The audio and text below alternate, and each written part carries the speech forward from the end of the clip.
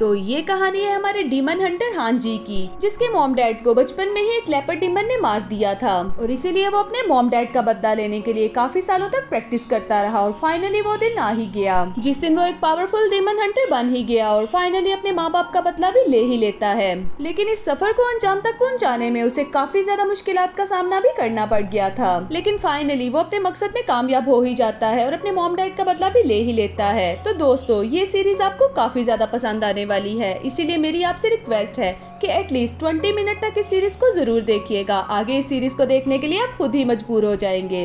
तो चलिए बगैर किसी देरी के इस अमेजिंग सी सीरीज को स्टार्ट करते हैं। सीरीज के स्टार्ट में ही हमें एक विशाल ड्रैगन को दिखाया जाता है जिसका नाम यिंगलोंग था। वो पानी से बाहर आते ही एक शख्स के ऊपर गुस्सा करना शुरू करता है जिसका नाम हमें ताईजी बताया जाता है और उसे देखते कहता है कि तुम तो मेरे दोस्त थे, तुम मेरे साथ गद्दारी कैसे कर सकते हो। ये बात करते हुए वो काफी ज्यादा गुस्से में भी आ रहा था और फिर उसके ऊपर एकदम से अटैक कर देता है, लेकिन ताईजी भी एकदम से गायब होके अपने आप को उसके पंजे से बचा लेता है और फिर अपने काफी ज्यादा क्लोन्स बना के उसके ऊपर अटैक करता है और ड्रैगन भी अपनी पावर यूज करता हुआ लास्ट स्ट्रेंथ के जरिए उसके ऊपर अटैक करता है और उसके सारे क्लोन्स को फिनिश कर देता है। तो ताईजी दोबारा फिर से अपने इर्द गिर्द एक शील्ड बना लेता है और ड्रैगन भी अपने अटैक की मदद से उस शील्ड को तोड़ने की कोशिश करता है। तभी फिर से ताईजी भी अपनी शील्ड मूव का यूज करते हुए उस ड्रैगन के ऊपर एक बार फिर से अटैक करता है जिसकी वजह से वो ड्रैगन दूर जाके गिरता है। उस ड्रैगन को घायल होता देख ताईजी भी अपनी स्पेशल टेक्निक का इस्तेमाल करते हुए इस ड्रैगन के ऊपर अटैक करता है, लेकिन ड्रैगन को तो पहले ही उसकी गद्दारी की वजह से उसके ऊपर काफी गुस्सा था। इसी वजह से वो ड्रैगन हवा में उड़ता हुआ ताईजी के ऊपर अटैक करने के लिए आता है, लेकिन ताईजी भी अपनी टेक्निक का यूज करते हुए एक चट्टान बना लेता है और वो ड्रैगन को रोक लेता है। फिर अपने स्पेशल चेन्स का यूज करते हुए उस ड्रैगन को उसी के अंदर कैद कर देता है और उसी के साथ अपने 9 गोल्ड ट्रंक्स जो कि हेवन और अर्थ की एनर्जी को अपने साथ मैनेज करते हैं उसको भी उसके साथ ही सील कर देता है। फिर ताईजी हवा में देखता हुआ उस ड्रैगन से माफी मांगता है और उसे कहता है कि एक दिन यहाँ पर जरूर कोई आएगा जो तुम्हें इस कैद से आजाद करेगा, उस दिन तुम मेरी मजबूरी को समझोगे। फिर इस वाक्य को काफी ज्यादा साल गुजर जाते हैं और इसी के साथ ही सीन चेंज होता है। यहाँ पर हमें एक जंगल का सीन दिखाया जाता है जहाँ पर एक बंदा अपने बेटे को ढूंढ रहा था और उसके बेटे का नाम हमें एनजी दिखाया जाता है। तभी उन दोनों के ऊपर एक बियर अटैक कर देता है और वो बड़ा सा बियर एनजी को मारने वाला होता है। तभी उसका फादर बीच में आके अपने बेटे को बचा लेता है, लेकिन वो बियर इन दोनों पर ही भारी पड़ रहा था। तभी वो बियर उसके फादर के ऊपर अटैक करके उसे दूर गिरा देता है। तो हांजी भी पीछे से आता हुआ उस बियर के पेट में अपना एरो खोप देता है, क्योंकि बियर उन दोनों के इलाके में पहले कभी नहीं आते थे, इसलिए वो दोनों ही इस बियर को देख के हैरान थे। तभी आसमान के ऊपर काले बादल आना नजर आते हैं और उसी के साथ से उनके गाँव की तरफ से चीखने की आवाजें आती हैं। तो हांजी के फादर उसे कहते हैं कि तुम यहाँ पर ही ठहरो, मैं गाँव में जाके देख के आता हूँ, लेकिन वो अपने बाप की बात नहीं मानता और अपने बाप के पीछे चला जाता है। हांजी अपने जंगल में भागता हुआ आता है तो देखता है कि सामने हर तरफ आग ही आग लगी हुई थी और कुछ सैनिक लोगों को कैद करके लिए जा रहे थे और जो भागने की कोशिश करते थे उन्हें कत्ल कर रहे थे। तभी वो देखता है कि उसके फादर सामने से भागे हुए आते हैं और एक जगह पे आके गिर जाते हैं क्योंकि वो काफी ज्यादा घायल हो चुके थे और वो एकदम से ही मर जाते हैं। दूसरी तरफ से उसकी मदर भी उसके सामने आ जाती है, वो भी काफी बुरी तरह से घायल थी और वो हांजी से कहती है कि तुम यहाँ से भाग जाओ। हांजी अपनी मदर के पास जाना चाहता था, तभी पीछे से एक बंदा आता है और उसकी मदर को ऊपर उठा लेता है। हांजी अपनी माँ को बचाने के लिए आगे बढ़ता है तो वो उसे लात मार के दूर फेंक देता है।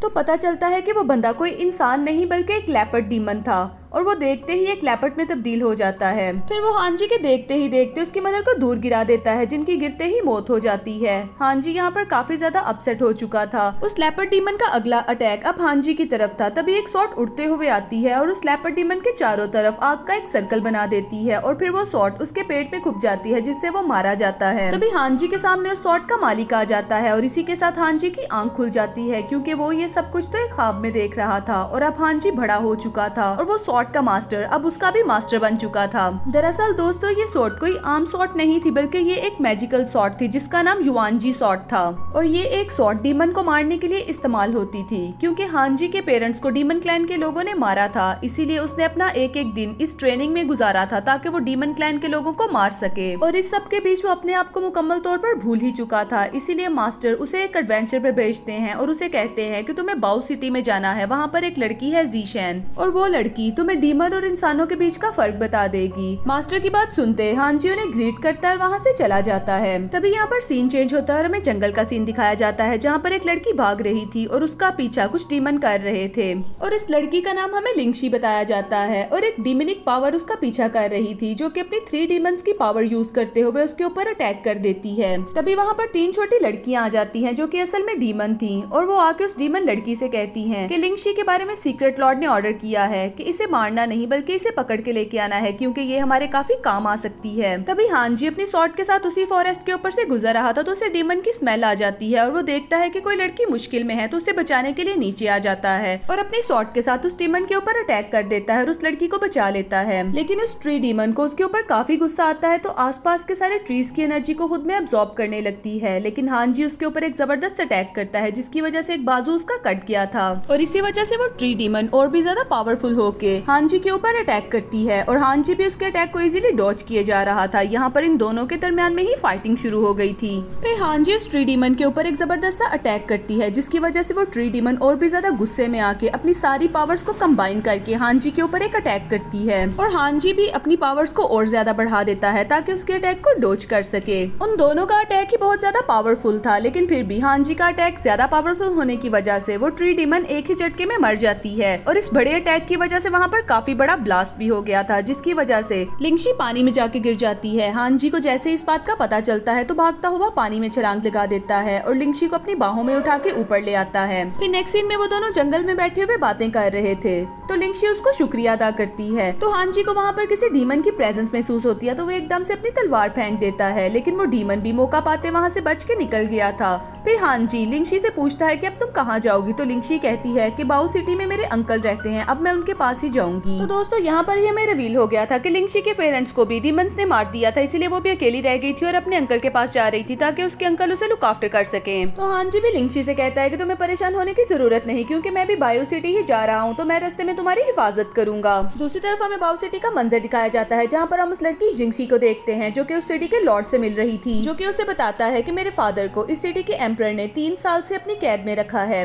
तो जिंगशी उसे कहती है कि अगर एम्परर ने तुम्हारे फादर को मारना होता तो काफी देर पहले ही मार चुके होते, तुम उनकी ख्वाहिश पूरी कर दो तो वो तुम्हारे फादर को छोड़ देंगे। जिंगशी दरअसल वही लड़की थी जिसको मिलने के लिए हांजी वहाँ पर आ रहा था। दूसरी तरफ हांजी और लिंगशी भी बाउ सिटी पहुँच गए थे। लिंगशी उसका शुक्रिया अदा करती है तो हांजी उसे कहता है कि मैंने 3 दिन से कुछ नहीं खाया। वो उसको एक रेस्टोरेंट में लेके जाती है लेकिन वो तो बंद पड़ा हुआ था। तो हांजी वहाँ पर खड़े हुए एक बंदे से पूछता है कि सारी दुकानें बंद क्यों पड़ी हैं। तो वो उसे बताता है कि सिटी के एम्परर ने हुक्म दिया है कि सारी खूबसूरत लड़कियों को पकड़ के लेके आओ। चूंकि लिंगशी भी देखने में काफी ज्यादा खूबसूरत थी इसीलिए कुछ सैनिक आके उसे पकड़ने की कोशिश करते हैं। तो हांजी उनके साथ फाइटिंग करके उन्हें मार गिराता है और इस मौके का फायदा उठा के वो लिंगशी का हाथ पकड़ के वहाँ से भाग जाता है। दूसरी तरफ हम सीक्रेट लॉर्ड को देखते हैं जो कि अपने गार में अपनी फॉक्स के साथ बैठे हुए थे। तभी वो तीनों डीमन लड़कियां भी उनके पास आती हैं और बताती हैं कि हम जिंगशी को पकड़ नहीं सकते क्योंकि उसे बचाने के लिए हांजी वहाँ पर आ गया था। तो सीक्रेट लॉर्ड कहता है कि उसे किसी भी तरह से पकड़ के मेरे पास लेके आओ। दूसरी तरफ हांजी लिंगशी को सही सलामत उसके अंकल तक पहुँचा देता है और लिंगशी उसको शुक्रिया अदा करती है। हांजी वहाँ से जाने लगता है क्योंकि उसे जीशैन से मिलने के लिए जाना था लेकिन हांजी जाने से पहले उसे अपना जेट पेंडेंट देता है और उसे कहता है कि ये हमारी फैमिली का सीक्रेट पेंडेंट है, इसे इस्तेमाल करने से तुम्हारी सारी टेंशन हल हो जाएगी। लिंगशी उस गिफ्ट को पाके काफी ज्यादा खुश हो जाती है। हांजी यहाँ पर जीशैन से मिलने के लिए जाता है तो उसका सैनिक बताता है कि वो घर पे मौजूद नहीं है, कहकर वो दरवाजा बंद कर देता है। फिर हांजी भी जीशैन का वहाँ पर ही खड़े हुए इंतजार करना शुरू कर देता है। दूसरी तरफ लिंगशी को उसके अंकल उसी कमरे में बंद कर देते हैं क्योंकि अंकल अपनी बेटी को बचाने की खातिर लिंगशी का लॉर्ड के साथ सौदा कर देते हैं और तभी वहाँ पर सैनिक भी पहुँच गए थे और लिंगशी को वहाँ से ले जाते हैं। दूसरी तरफ जीशैन भी जैसे ही अपने टेंपल आती है तो उसका सैनिक लू उसे बताता है कि आपके लिए हांजी इंतजार कर रहा है। वो उसे गुस्सा होती है कि तुमने हांजी को इंतजार करने के लिए क्यों बोला। तो उसका सैनिक लू हांजी के लिए खाना लेके जाता है लेकिन हांजी तो वहाँ पर बैठा पहले ही खाना खा रहा था। दूसरी तरफ हम लोग को एक बग्गी का सीन दिखाया जाता है जहाँ पर लिंगशी के साथ बाकी सभी लड़कियों को कैद करके लॉर्ड के पास लेके जा रहे थे। तो बग्गी चलाने वाले 2 सैनिक आपस में बात कर रहे थे कि इनमें से जो लड़की हमें सबसे ज्यादा प्यारी लग रही है वो लिंगशी है, तो क्यों ना हम उसके साथ कुछ गलत करें। तो दूसरा सैनिक उसे मना करता है कि ये सब हम लॉर्ड के पास लेके जाएंगे और जो लड़की भी लॉर्ड को पसंद आएगी लॉर्ड उसके साथ शादी कर लेंगे क्योंकि लॉर्ड की पहली सारी बीवियां डीमन के हाथों मारी गई हैं।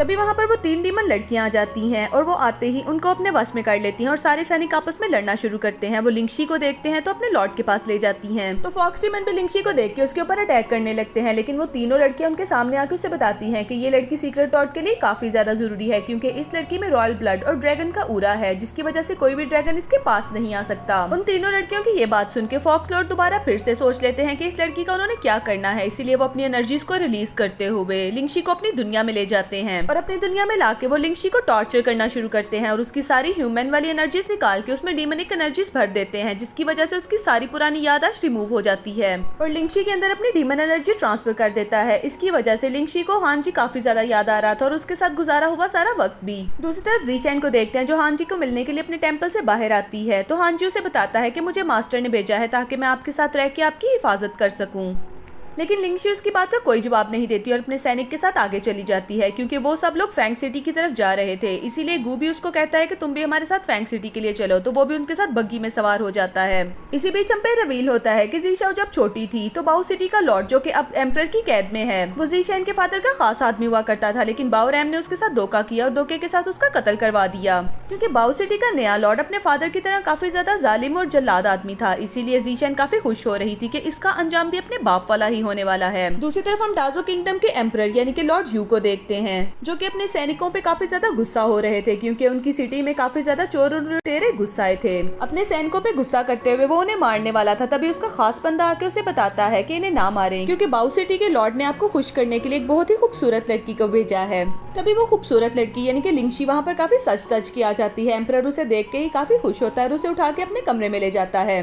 दूसरी तरफ हम फैंग सिटी के सैनिक को देखते हैं, जो कि एक डीमन को ढूंढने के लिए अपनी सिटी में फिर रहे थे। तभी उनका सैनिक उनको गोल्डन पेपर देता है और उनसे कहता है कि इस गोल्डन पेपर को खुद से जुदा ना करना, क्योंकि इस गोल्डन पेपर की वजह से वो डीमन तुम्हारे ऊपर अटैक नहीं कर सकेगा। तभी एक सैनिक के ऊपर एक डीमन अटैक करता है, तो वो सैनिक यहाँ वहाँ भागने लगते हैं ताकि उस डीमन को ढूंढ सके। तो उनका लीडर आगे आते हुए अपनी फॉर्मेशन क्रिएट करके डीमन को ढूंढने लगता है। तभी वो डीमन उसके ऊपर भी अटैक करके उसे मार गिराता है। तो पता चलता है कि वो डीमन कोई और नहीं बल्कि एक लड़की है, और ये डीमन लड़की अपना थ्रेड लाइक पतला धागा यूज करके दूसरे बंदे के ऊपर अटैक करती थी, जिसकी वजह से सामने वाले बंदे की फौरन ही मौत हो जाती थी। और इसी अटैक का इस्तेमाल करते हुए वो बारी बारी सभी सैनिकों को वहीं पर ही मार डालती है। दूसरी तरफ हानजी अगली सुबह फैंग सिटी पहुंच जाता है, और चूंकि वो तो एक डीमन हंटर था ना, इसीलिए वहाँ पर इसे आते ही हर तरफ डीमन की स्मेल फैली हुई पता चलती है। तो वो उसी जगह पर जाता है जहाँ पर रात को ये वाकया हुआ था, लेकिन तभी वहाँ पर कोई इसके ऊपर छोटे छोटे कंकरों से अटैक करना शुरू करता है। हानजी भी खुद को उस अटैक से रोकने की कोशिश करता है, लेकिन तभी वो पत्थर जाके उसके घोड़ों को लगते हैं। तो उसके घोड़े बेकाबू हो गए थे, और वो घोड़े बेकाबू होते ही काफी ज्यादा तेजी से भागने लगते हैं, और उनके सामने एक छोटी बच्ची खड़ी थी, लेकिन वो घोड़े उसे कुचलने वाले थे। तो हानजी अपनी स्पीड डबल करके घोड़ों को रोक लेता है, और इसी वजह से फैंग सिटी में काफी ज्यादा तबाही मच गई थी। तो फैंग सिटी के सैनिक आके हानजी को पे अटैक करने की कोशिश करते हैं, लेकिन हानजी भी उसे पकड़ लेता है और उसे कहता है कि बताओ मुझे यहाँ पर क्या हुआ था। लेकिन उसके सैनिक कहते हैं कि इससे तुम्हारा कोई लेना देना नहीं। तभी ज़ीशेन भी अपनी बग्गी से बाहर आती है और हवा में एक स्पेल क्रिएट करती है, जिसकी वजह से डीमन के सारे निशान सब लोगों के सामने आ गए थे। दरअसल फैंग सिटी के लोग डीमन के ऊपर यकीन नहीं रखते थे, लेकिन ज़ीशाओ के बताने के बाद उन्हें पता चल गया था कि उनकी सिटी में डीमन आ चुके हैं। इसलिए वो हानजी को बताते हैं कि रात को हमारे कुछ सैनिकों के ऊपर डीमन ने अटैक करके उन्हें मार डाला था। फिर नेक्स्ट सीन में ज़ीशेन के पास एक लेटर मसूल होता है, जिसमें लिखा था कि हमने एम्परर यू को एक खूबसूरत लड़की पेश की है, जिसके प्यार में वो जाल में फंस जाएंगे, और उसके बाद हम उनको आसानी से मार देंगे और फिर हर तरफ शांति ही शांति होगी। फिर नेक्स्ट सीन में हम हानजी और ज़ीशेन को देखते हैं, जो ली सिटी के एम्पायर के बुलाने पर वहाँ पर चले जाते हैं। तो ज़ीशेन उनके सैनिकों से कहती है कि कल जब मैं इस सिटी में आई थी तो मैंने देखा था कि इस सिटी के सारे कुएं बंद पड़े थे, तो इसकी क्या वजह है। तो सैनिक उन्हें बताते हैं कि दरअसल हमारे वाटर सप्लाई में एक प्रॉब्लम आया है, और जो भी इस सिटी का पानी पीता है वो या तो कमजोर होकर बीमार पड़ जाता है या फिर मारा जाता है। तो ज़ीशेन उसे पूछती है कि क्या ये दोनों वाकयात एक ही दफा हुए, यानी कि लोगों का मरना और पानी का खराब होना। तो वो उसे बताता है कि सबसे पहली डेड बॉडी एक कुएं में से मिली थी, और जिस इंसान ने भी उस कुएं का पानी पिया वो मारा गया। तो हानजी और ज़ीशेन को यकीन हो जाता है कि ये किसी एक ही बंदे का काम है। फिर वो सिटी के मेयर के पास चले जाते हैं। मेयर ज़ीशेन को देख के काफी खुश होता है, क्योंकि ज़ीशेन इसके साथ में एक डॉक्टर भी थी, और एम्परर ज़ीशेन को देखते ही कहता है कि तुम यहाँ पर बीमार लोगों का इलाज करो। तो ज़ीशेन कहते हैं कि मैं उनका इलाज जरूर करूंगी, लेकिन सबसे पहले मैं ये जानना चाहूंगी कि यहाँ पर हो क्या रहा है। फिर वो कहती है कि मुझे ऐसा लगता है कि कोई इस पानी के अंदर जहर मिला रहा है, जिसकी वजह से लोग मार रहे हैं। तभी वहाँ पर एम्परर की बीवी आ जाती है, जो कि देखने में काफी ज्यादा खूबसूरत लग रही थी, और जीशैन से कहती है कि तुम ये सब इसलिए कह रही हो क्योंकि तुम तो अपनी मेडिसिन बेचना चाहती हो। तो जीशैन कहती है कि अगर तुम्हें मेरी बात पे यकीन नहीं तो मैं यहाँ से चली जाती हूँ। मेहर उसे रोकने के लिए कहता है और अपनी बीवी की तरफ से माफी मांगता है। तो उसकी बीवी कहती है कि अच्छा चलो ठीक है, वो से थोड़ा पानी लेके आओ, मैं उसे अपने एक सैनिक को पिलाऊंगी, अगर वो मारा गया तो जीशैन उसे अपनी मेडिसिन से ठीक करेगी। तो जीशैन कहती है कि एज अ डॉक्टर हम अपनी मेडिसिन को लोगों के ऊपर टेस्ट नहीं करते, और वैसे भी जब से मैं यहाँ पे आई हूँ मैंने कुओं को बंद देखा है और एक सैनिक ने भी बताया है कि उसके अंदर एक डेड बॉडी मिली थी। इसका मतलब तो ये हुआ कि यहाँ पर कोई डीमन की प्रेजेंस मौजूद है। तो मेयर की बीवी कहती है कि तुम कैसे कह सकते हो कि यहाँ पर कोई डीमन मौजूद है। तो जीशैन कहती है मैं जब से यहाँ पर आई हूँ तुम मुझ पे इल्जाम लगाई जा रही हो, कहीं ऐसा तो नहीं कि इस सब के पीछे तुम्हारा हाथ हो।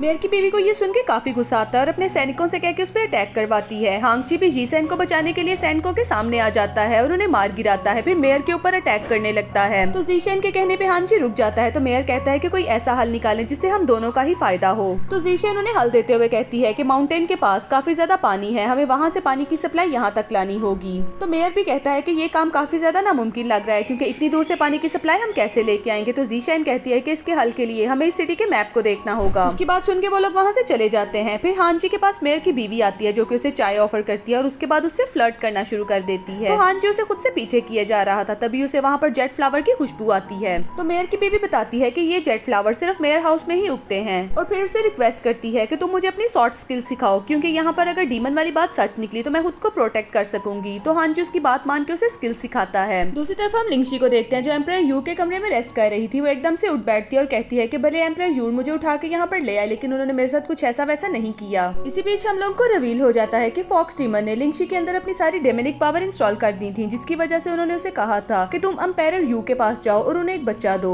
जिससे सीक्रेट लॉर्ड का ग्रैंड प्लान पूरा हो जाएगा। इससे हमें ये भी पता चलता है कि लिंगशी जो भी कर रही थी अपनी मर्जी से नहीं कर रही थी बल्कि फॉक्स डीमन के कहने पे कर रही थी। दूसरी तरफ हम दो बर्ड्स को देखते हैं जो लिंगशी की छत के ऊपर बैठे हुए आपस में बातें कर रहे थे और वो कहते हैं कि इंसान तो हमारी जुबान समझ नहीं सकते लेकिन ये सामने बैठी हुई प्रिंसेस बहुत ज्यादा खूबसूरत लग रही है। तो लिंगशी उसकी तरफ देख के कहती है कि क्या तुम मेरे बारे में बात कर रहे हो, क्योंकि वो तो अब डीमन गर्ल बन चुकी थी इसलिए उनकी आवाज समझ सकती थी। तो ब्लू बर्ड लिंगशी की तरफ देख के उसे डीमन पुकारता है और वहाँ से भाग जाता है। लिंगशी भी अपनी डेमोनिक पावर यूज करते हुए उसके पीछे उड़ते हुए जाती है और उसे कैद करके अपने घर पे रख लेती है। फिर लिंगशी को एम्परर यू के साथ किसी ट्रिप पर जाना था तो वो ब्लू बर्ड को भी अपने साथ लेके जाना चाहती थी, लेकिन ब्लू बर्ड तो उस पिंजरे में से फरार होना चाहता था। इसलिए जैसे ही लिंगशी उसकी तरफ देखती तो वो सोने की एक्टिंग करता, लेकिन जैसे ही वो अपना मुंह दूसरी तरफ करती तो वो जाग जाता। फिर जैसे कैसे करके वो उस पिंजरे में से फरार होने में कामयाब हो ही जाता है।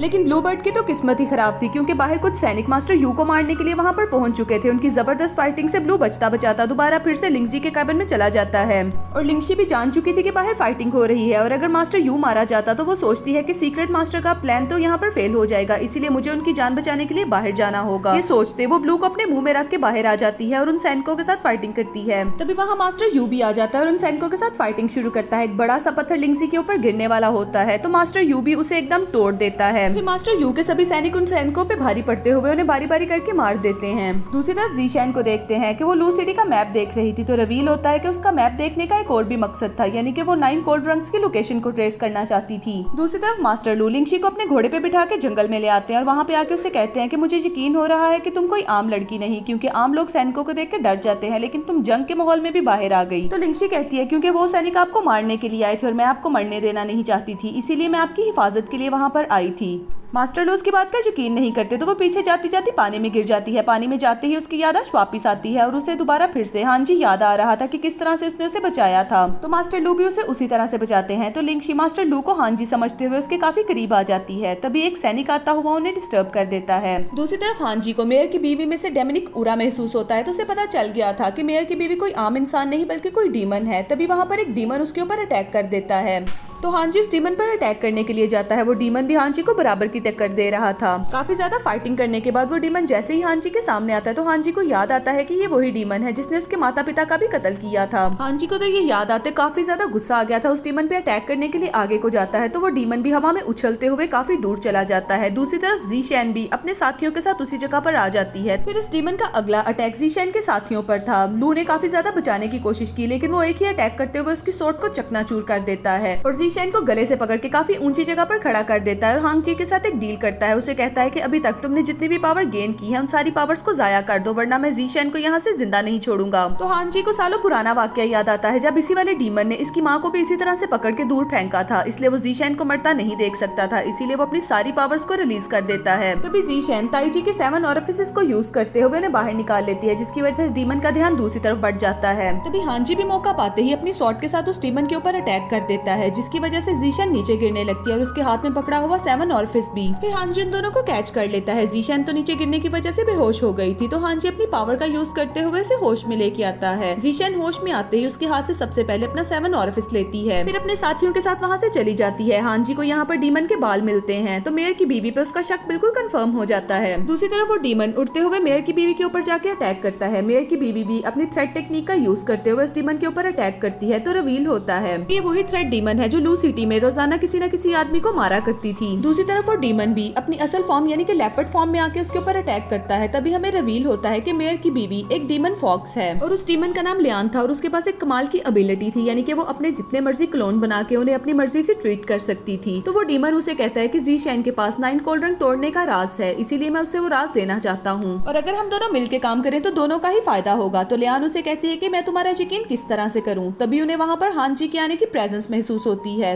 तो वो लेपर्ड डीमन वहाँ से उठ जाता है। हांग जी यहाँ पर आते मेयर की बीवी के ऊपर अटैक करता है और उससे पूछता है कि यहाँ पर कोई डीमन है था। तो वो कहती है मुझे तो किसी डीमन का नहीं पता, मैंने तो यहाँ पर बाहर आहट की आवाज सुनी तो मैं देखने के लिए आई थी कि यहाँ पर क्या है। मेयर भी उनकी बातें सुन के आ जाता है। तभी वहाँ पर जीशेन आती है और उसे कहती है कि मेयर की बीवी बिल्कुल बेकसूर है। तो हांग जी जीशेन से इस बात का सबूत मांगता है, तो वो अपनी 7 ऑरिफिस की पावर को यूज करते हुए उस पर प्रूफ कर देती है कि मेयर की बीवी बिल्कुल बेकसूर है, क्योंकि हांग जी ने उससे पूछे बगैर मेयर की बीवी के ऊपर अटैक किया था, इसीलिए जीशेन उसे अपनी टीम से भी आउट कर देती है। फिर नेक्स्ट सीन में हम मेयर को देखते हैं कि वो हांग जी से कहता है कि अगर यहाँ पर वाकई ही डीमन है तो मुझे उनसे महफूज कर लो, लेकिन वो उसे कहता है कि मुझे तुम्हारी बीवी के ऊपर शक है। फिर वो मेयर के साथ एक सीक्रेट प्लान बना के उसे उसकी बीवी के पास भेजता है। जैसे ही वो अपनी बीवी के पास जाता है तो काफी डरा हुआ था। लियान भी यहाँ पर अपनी असली हालत उसके ऊपर रिवील कर देती है और उसे कहती है कि क्योंकि मुझे अब 7 पर्ल जेट मिल चुका है, इसलिए अब मुझे तुम्हारी कोई जरूरत नहीं। वो उसके ऊपर अटैक करने ही वाली थी कि तभी वहाँ पर हांग जी भी आ जाता है। हांग जी भी मेयर की बीवी के सामने आ जाता है। फिर इन दोनों के दरमियान में फाइटिंग शुरू हो गई थी और दोनों ही एक दूसरे को बराबर की टक्कर दे रहे थे। लियान को इस बात का पता चल चुका था कि वो हांग जी के साथ फाइटिंग करते हुए जीत नहीं सकती, इसीलिए वो मेयर की बीवी की बॉडी को छोड़ के वहाँ से चली जाती है। फिर अगले ही लम्हे लियान जीशेन के पास आ जाती है और उसे कहती है कि मैं जानती हूँ कि तुम 9 कोल्ड्रंक की पावर को ओपन करने का राज जानती हो। फिर उसे किडनैप करके वहाँ से ले जाती है। लियान को ढूंढते हुए हांग जी भी वहाँ पर आ जाता है। फिर जीशेन का साथी यानी कि लू से बता देता है कि वो लियान उसे किडनैप करके कुएं में ले गई है। हांग जी जैसे ही ये बात सुनता है तो उसे बचाने के लिए कुएं में छलांग लगा देता है। दूसरी तरफ लिंगशी अपने कमरे में बैठी हुई थी, तो एक नौकरानी आके उसे बताती है कि मास्टर यू आपसे मिलने के लिए आ रहे हैं। तो वो काफी तैयार होकर वहाँ पर बैठ जाती है मास्टर लू का इंतजार करने के लिए। मास्टर लू काफी देर बाद अपने कमरे में आते हैं। वो काफी ज्यादा थके हुए थे, तो लिंगशी से कहते हैं एक म्यूजिक प्ले करने के लिए। लिंगशी उस म्यूजिक को प्ले करने में काफी ज्यादा बुरी थी, तो लिंगशी जैसे ही उस म्यूजिक को प्ले करती है मास्टर के भी कान दर्द होने लगते हैं और साथ में ब्लू बर्ड के भी। उसके बाद लिंगशी उन्हें कहती है कि भले मैं म्यूजिक प्ले करने में बुरी हूँ, लेकिन मैं डांस काफी ज्यादा अच्छा करती हूँ। फिर वो सामने आते हुए डांस करना शुरू करती है। वो वाकई ही डांस बहुत कमाल का कर रही थी। उसका डांस देखते हुए मास्टर यू के और ब्लू बर्ड की दोनों की आंखें फटी की फटी ही रह गई थीं। और डांस करते करते वो मास्टर यू के काफी ज्यादा करीब भी पहुंच जाती है। दूसरी तरफ हांग जी उस कुएं में आगे बढ़ना शुरू कर देता है ताकि वो जीशेन को बचा सके। आगे जाते हुए उसके सामने काफी ज्यादा ज़ूंबीज आ जाते हैं और उन ज़ूंबीज ने वहाँ पर आते ही हांग जी के ऊपर अटैक करना शुरू कर दिया था। हांग जी भी अपनी पावर्स का यूज करते हुए सभी ज़ॉम्बीज को मार गिराता है, लेकिन जैसे जैसे हांग जी उन ज़ॉम्बीज को मार गिरा रहा था वो दोबारा फिर से उठ खड़े हो जाते थे। चूंकि वो ज़ॉम्बीज तादाद में काफी ज्यादा बढ़े जा रहे थे, इसलिए हांग जी को काफी गुस्सा आता है। तो वो अपनी स्पेशल टेक्निक का यूज करते हुए अपने अटैक को और भी ज्यादा डबल करके उनके ऊपर अटैक करता है। हांग जी के जबरदस्त अटैक की वजह से वो सारे ज़ॉम्बीज मारे गए थे। हांग जी आगे की तरफ बढ़ना शुरू करता है। उसको अपने सामने जीशेन नचती हुई नजर आती है और लियान भी उसके सामने ही खड़ी हुई थी, जो कि अब अपने डेमोनिक रूप में उनको नजर आ रही थी और उसने अपने थ्रेड की मदद से जीशेन को बांध रखा था। हांग जी को अपने सामने देखते ही वो एकदम से चुटकी बजाती है। उसकी चुटकी बजाते ही तमाम मरे हुए ज़ॉम्बीज दोबारा फिर से जिंदा हो गए थे। तभी यहाँ पर हमें रिवील होता है कि लियान दरअसल बार बार अपनी एनर्जीज उन ज़ॉम्बीज में ट्रांसफर कर देती थी, जिसकी वजह से वो दोबारा फिर से जिंदा होके हांग जी को मरवा ही देना चाहती थी। लेकिन तभी यहाँ पर जीशेन अपनी 7 ऑर्फिस की पावर यूज करते हुए लियान के ऊपर एक जोरदार अटैक करती है। इसकी वजह से जीशेन तमाम बंधे हुए थ्रेड से भी आजाद हो जाती है। फिर वो हांग जी को बचाने के लिए उसकी तरफ जाती है। लियान को जीशेन के अटैक का पता चल जाता है, इसीलिए वो भी उसे गर्दन से पकड़ लेती है।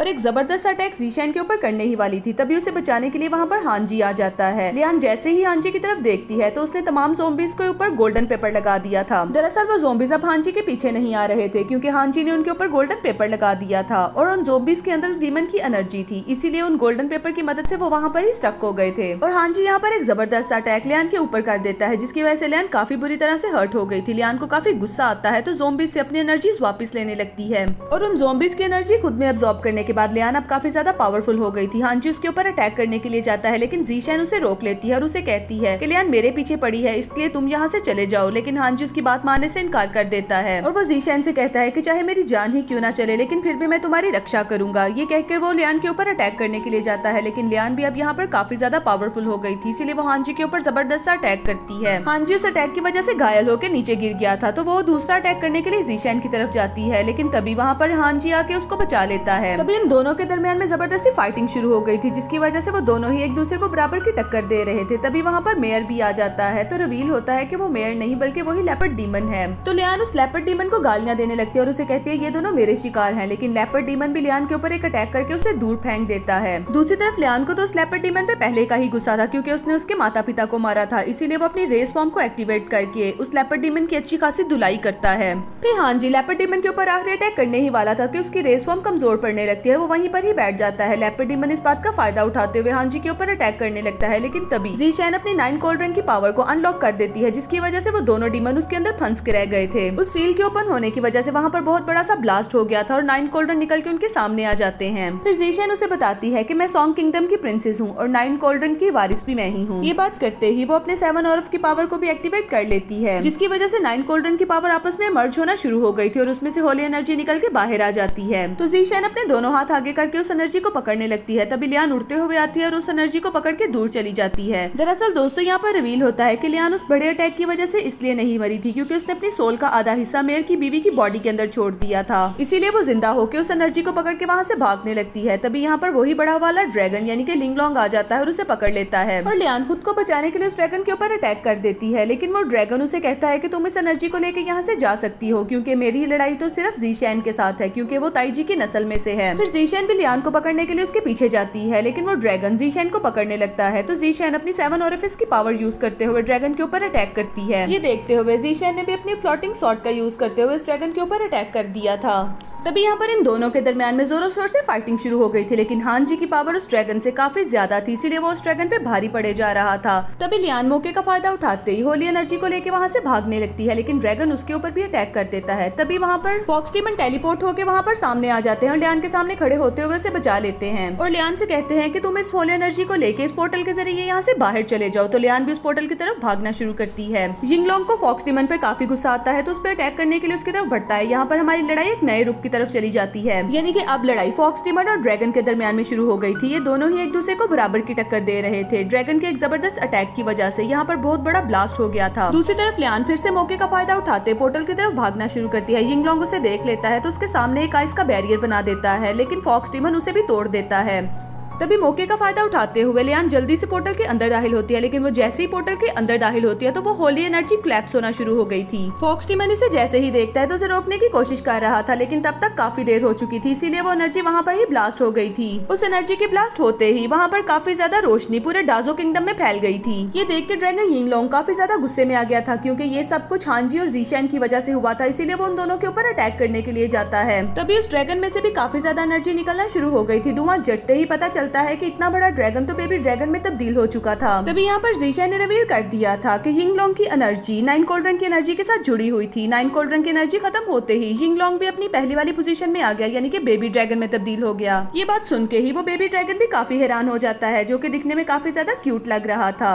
चूंकि होली एनर्जी के डिस्ट्रॉय होने की वजह से वहाँ पर बहुत बड़ा ब्लास्ट हुआ था, जिसकी वजह से वो गुफा भी टूटने लगती है। तो फिर ये तीनों ही यहाँ से भागने लगते हैं। दूसरी तरफ मास्टर यू को एक विजन आता है, जिसमें वो देखते हैं कि 9 कोल्ड्रन की पावर पूरे डाजो किंगडम में फैल गई है। तभी डाजो किंगडम में गॉड की पूजा करने की सेरेमनी भी शुरू हो गई थी। मास्टर यू भी वहाँ पर पहुँच जाते हैं तो टेम्पल का पंडित मास्टर यू को एक सॉर्ट और एक स्टैचू देके कहता है कि गॉड की वर्शिप करो, लेकिन मास्टर यू ऐसा करने से इनकार करते हैं। तभी मौसम खराब होने लगता है और आंधी और तूफान आ जाता है। सभी डिसाइपल ये देखते हुए काफी डर जाते हैं और अपने सर झुका देते हैं। तो पंडित भी गुस्सा होते हुए मास्टर यू से कहता है कि तुमने गॉड को डिसरिस्पेक्ट किया, इसीलिए ये तूफान आया है। अब डाजो किंगडम तबाह बर्बाद हो जाएगी। मास्टर यू को ये सुन के काफी गुस्सा आता है, तो उस पर वार करके उसकी आंखें छीन लेते हैं और कहते हैं आइंदा के बाद डाजो किंगडम में कोई भी गॉड की वर्शिप नहीं करेगा। तभी मास्टर यू की आंख खुल जाती है, तो वो इन सारी बातों का जिम्मेदार लिंगशी को करार देता है और लिंगशी को अपनी एनर्जी के साथ बांध के ऊपर हवा में लटका देता है। तभी उसका खास बंदा यानी कि यूली वहाँ पे आ जाता है और उसे 9 कोल्ड्रन के बारे में बताता है, लेकिन मास्टर यू कहता है कि ये सिर्फ अफसानवी बातें हैं, इनका हकीकत से कोई ताल्लुक नहीं। तो यूली उन्हें बताता है कि ये बात बिल्कुल सच है, क्योंकि कुछ ही देर पहले मैंने आसमान के ऊपर 9 कोल्ड्रन की पावर को खुद देखा है। तो यूली 9 कोल्ड्रन के बारे में और बताता है और उसे कहता है कि ये एनर्जी काफी ज्यादा पावरफुल होती है और इसे सिर्फ टीन्यू स्टार से ही कंट्रोल किया जा सकता है, और अगर हमें ये टीन्यू स्टार मिल जाए तो हम पूरी दुनिया पर राज कर सकते हैं। तो मास्टर यू से कहते हैं कि ये टीन्यू स्टार हमें कहाँ पर मिल सकता है। तो वो कहता है कि ये टीन्यू स्टार 7 ऑरिफिस की पावर के साथ जुड़ा हुआ है, और चूंकि तुम एक रॉयल फैमिली से ताल्लुक रखते हो इसीलिए तुम 9 कोल्ड्रन की एनर्जी को महसूस कर सकते हो। तो मास्टर यू को भी यकीन हो जाता है कि इसमें लिंगशी का कोई कसूर नहीं था, और मैंने जो एनर्जी महसूस की थी वो 9 कोल्ड्रन की एनर्जी थी।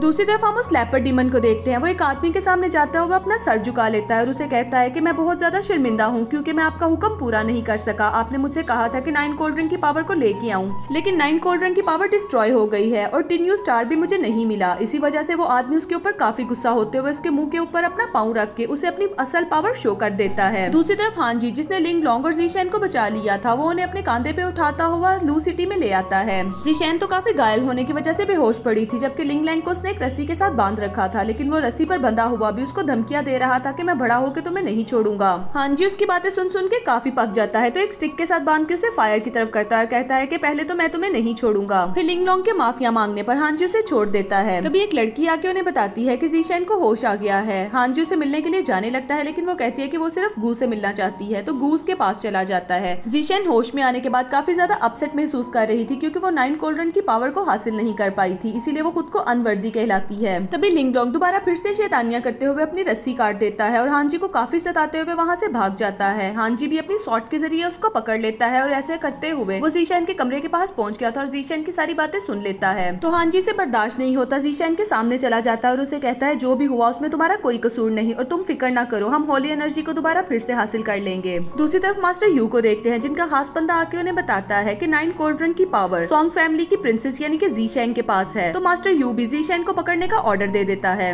दूसरी तरफ जीशेन हांजी को काफी गुस्सा कर रही थी कि मैंने तुमसे कहा था उस गुफा में से बाहर चले जाओ, लेकिन तुमने मेरी बात नहीं मानी थी। आइंदा के बाद तुमने मेरी बात ना मानी तो मैं तुम्हें मार दूंगी। तभी लिंग लॉन्ग उन दोनों को गर्लफ्रेंड बॉयफ्रेंड कह के चिढ़ाने लगता है। दूसरी तरफ डीमन पैलेस का सीन दिखाया जाता है, जहाँ पर फॉक्स डीमन अपनी नाकामी पर काफी ज्यादा शर्मिंदा हो रहा था, क्योंकि वो हॉली एनर्जी को हासिल नहीं कर पाया था। तभी वो तीनों डीमन लड़कियां फॉक्स डीमन के सामने आ जाती हैं और उसे उनकी नाकामी पे चिढ़ाते हुए उनके ऊपर अटैक करने वाली थी। उसी वक्त वहाँ पर एक और डीमन फॉक्स आ गई थी, जिसने उन तीनों लड़कियों के अटैक को रोक लिया था, लेकिन वो तीनों डीमन लड़कियां फॉक्स लेडी के ऊपर काफी गुस्सा होते हुए उसके ऊपर अटैक करती हैं। वो तीनों डीमन लड़कियों की स्पीड इतनी ज्यादा थी कि वो फॉक्स लेडी डीमन के अटैक को इजीली डॉज किए जा रही थी और उसका अटैक उसके ऊपर कोई भी असर नहीं करता। वो फॉक्स लेडी भी गुस्सा होते हुए अपनी पावर का यूज करती है, लेकिन वो तीनों डीमन लड़कियां दोबारा फिर से अपनी पावर्स को कंबाइन करके फॉक्स लेडी के ऊपर एक जोरदार अटैक करने वाली थी। तभी फॉक्स लॉर्ड दरमियान में आ जाते हैं और उनके अटैक को रोक लेते हैं। फिर डीमन फॉक्स उन तीनों लड़कियों को बताता है कि लिन हमारी डीमन क्लैन की एक मेंबर है, और अगर किसी से भी यहाँ पर कोई भी गलती होगी तो उसका जिम्मेदार मैं हूँगा, और मैं सीक्रेट लॉर्ड के लिए उस 9 कोल्ड्रन की पावर को जरूर ढूंढ के लेके आऊंगा। फॉक्स डीमन की ये बात सुन के वो तीनों डीमन लड़कियां उनके ऊपर अटैक करना रोक देती हैं, चुपचाप वहाँ से चली जाती हैं।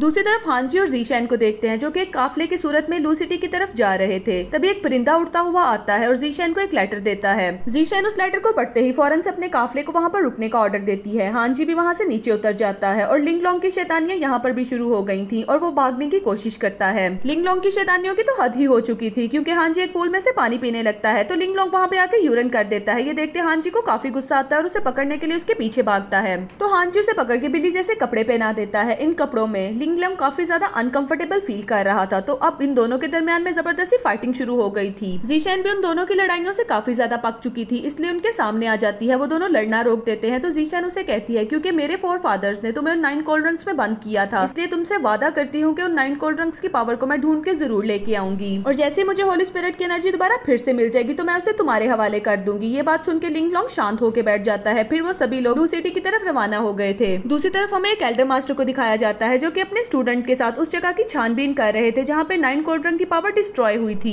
तभी उसका स्टूडेंट उसे बताता है कि इस ब्लास्ट के बाद मैंने यहाँ वहाँ के लोगों से सारी पूछताछ की है, जिसके बाद मुझे पता चला है कि इस जगह पे वर्मिलियन बर्ड्स को उड़ते हुए देखा गया है। उसकी बात सुन के उसका मास्टर काफी हैरान हो गया था और वहाँ से चला जाता है। दूसरी तरफ हांजी अपने काफिले के साथ लू सिटी में पहुंच गया था। वहाँ पर हर जगह पर जीशेन के पोस्टर लगे हुए थे कि जीशेन की तलाश जारी है। तो कुछ सैनिक उनकी बग्गी को वहाँ पर रोक लेते हैं और उनसे कहते हैं कि क्या तुम लोग इस लड़की को जानते हो, लेकिन हांजी और लू दोनों ही कहते हैं कि हम इस लड़की को नहीं जानते। तभी वो सैनिक पीछे बढ़ते हुए यानी कि बग्गी की तरफ जाने लगते हैं जहाँ पर जीशेन बैठी हुई थी। तभी जीशेन भी उनकी बातें सुन लेती है और बग्गी से बाहर आ जाती है, लेकिन सब उसे देख के हैरान रह गए थे क्योंकि उसने अपना रूप तब्दील कर लिया था। अब वो बिल्कुल एक लड़के जैसी बन गई थी। तभी रिवील होता है कि उसको एक परिंदे ने जो चिट्ठी दी थी उसके अंदर ये लिखा हुआ था कि लू सिटी के मास्टर उसको ढूंढ रहे हैं, इसीलिए उसने खुद को बचाने के लिए लड़कों जैसा रूप डाल दिया था और अब वो सब लोगों को अपना नाम चैंग बता रही थी। तो वो इसी तरह से लड़के के रूप में पूरी सिटी में फिरना शुरू कर देती है। तभी वहाँ पर एक आदमी आता है जो कि उसके पीछे पड़ जाता है उसे किस करने के लिए। सब सैनिक उसे रोकने की कोशिश करते हैं लेकिन वो रुकता ही नहीं और एक सैनिक के पीछे लग जाता है ताकि उसे किस कर सके। वो सैनिक भी भागता हुआ पीछे हो गया था। तो अब लिंगलोंग की बारी आ जाती है। वो लिंगलोंग को पकड़ के उसे किसिस करना शुरू कर देता है। सब लोग उसे पकड़ रहे थे। तभी पता चलता है कि इस आदमी पे किसी ने लव स्पेल एक्टिवेट कर दिया है, जिसकी वजह से ये सबके पीछे पड़ा हुआ है। लेकिन हांजी भी अपना स्पेल यूज करते हुए उसे बेहोश कर देता है। फिर वो सभी लोग उस सिटी में से निकल के एक न्यू विलेज की तरफ चले जाते हैं।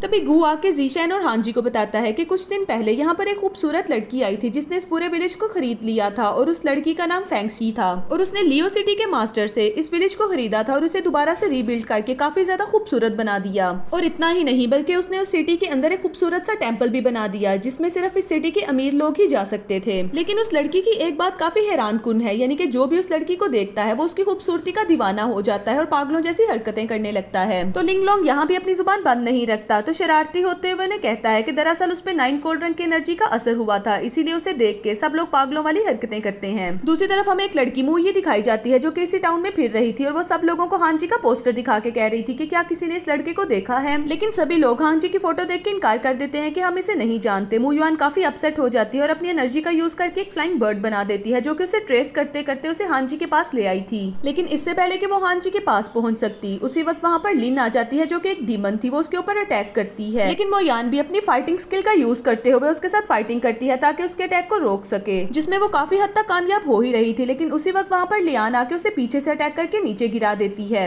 मोजुआन को नीचे गिरा हुआ देख के वो दोनों डीमन लड़कियां हवा में उड़ती हुई आती हैं ताकि उसके ऊपर अटैक कर सकें। तभी वहाँ पर वो मास्टर का स्टूडेंट यानी कि आफे आ जाता है और दोनों डीमन लड़कियों के साथ फाइटिंग शुरू कर देता है। अब ये दोनों मिलके उन दोनों डीमन लड़कियों के साथ फाइटिंग कर रहे थे और वो दोनों ही अपने पावरफुल मूव का इस्तेमाल करते हुए डीमन लड़कियों के ऊपर अटैक कर रहे थे। लेकिन डीमन लड़कियों को रोकना भी उनके लिए आसान काम नहीं था। तभी आफे अपने पावरफुल मूव का यूज करते हुए ली के ऊपर अटैक करता है, लेकिन ली भी गुस्से में आते हुए वापस से उसके ऊपर अटैक करती है। ये देखते हुए मोयान अपनी पावरफुल शील्ड का इस्तेमाल करते हुए ली के अटैक को इजीली डॉज कर देती है। वो दोनों डीमन लड़कियां ये देख के घबरा गई थी तो वहाँ से भाग जाती हैं। तभी आफे का एल्डर मास्टर भी वहाँ पे आ जाता है और वो मोयुआन से कहता है कि हम दोनों यहाँ से गुजर रहे थे तो हमने आपको इन डीमन लड़कियों के साथ फाइटिंग करते हुए देखा तो आपकी मदद के लिए यहाँ पर आ गए। तो मोयुआन उनका शुक्रिया अदा करती है और अचानक से मोयुआन बेहोश होकर नीचे गिरने लगती है तो मास्टर उसे उठा लेते हैं। दरअसल उसके ऊपर लियान ने जो जबरदस्त अटैक किया था उसकी वजह से उसकी एनर्जी काफी लो हो गई थी और अब वो बेहोश होकर नीचे गिर गई थी। दूसरी तरफ हम लिंगशी को देखते हैं जो ब्लू बर्ड के साथ एक झरने के पास बैठी हुई थी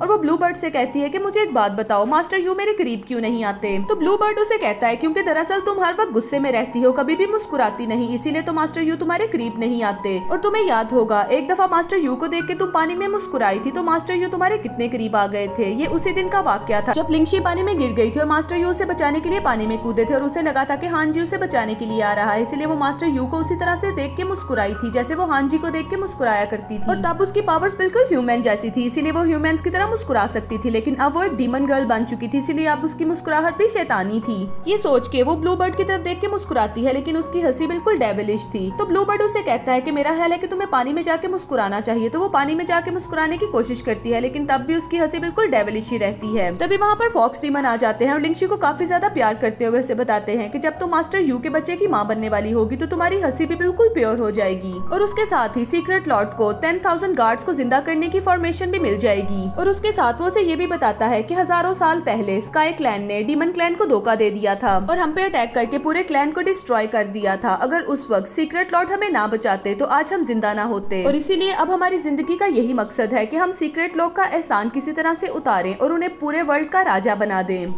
तो लिंगशी फॉक्स डीमन से कहती है कि मैं आपकी बात समझ गई, मैं अपनी पूरी कोशिश करूंगी कि मैं मास्टर यू को अपनी तरफ माइल कर सकूं। उसी के साथ फॉक्स डीमन लिंग और लियान को लेके वहाँ से चला जाते हैं। दूसरी तरफ हांजी एक ड्रैगन फ्लाई के जरिए पूरे विलेज की छानबीन कर रहा था। तभी उसकी ड्रैगन फ्लाई एक पिक्चर के सामने जाके रुक जाती है और वो ड्रैगन फ्लाई वहाँ पर ही डिस्ट्रॉय हो जाती है। तो हांजी कहता है कि मुझे लगता है कि उस पेंटिंग के अंदर कोई डीमन था, इसीलिए मेरी ड्रैगन फ्लाई डिस्ट्रॉय हो गई थी। लेकिन गू कहता है कि वो ड्रैगन फ्लाई काफी दूर उड़ के गई थी, इसी वजह से भी तो डिस्ट्रॉय हो सकती है। वो दोनों आपस में बातें कर ही रहे थे कि मोयुआन वहाँ पर अपने कोड़े के साथ हांजी के ऊपर अटैक करती है। तो हांजी की स्वॉर्ड भी मोयुआन के ऊपर अटैक करने के लिए जाती है। तभी यहाँ पर रिवील होता है कि मोयुआन हांजी की सीनियर है और उसे मास्टर ने भेजा था ताकि वो हांजी की हेल्प कर सके। तो मोयुआन को लिंग यू काफी ज्यादा क्यूट लगता है, इसलिए उसे अपनी गोद में उठा के उससे शरारतें करना शुरू करती है। लेकिन वो अकेली वहाँ पर नहीं आई थी, बल्कि उसके साथ रा फेबी और उसका मास्टर भी था। और मोयुआन हांजी के साथ उन दोनों का भी इंट्रोडक्शन करवाती है। तभी वहाँ पर शैंग यानी कि ज़ीशैन आ जाती है। तो हांजी उन सब लोगों को ज़ीशैन के साथ भी इंट्रोड्यूस करवाता है।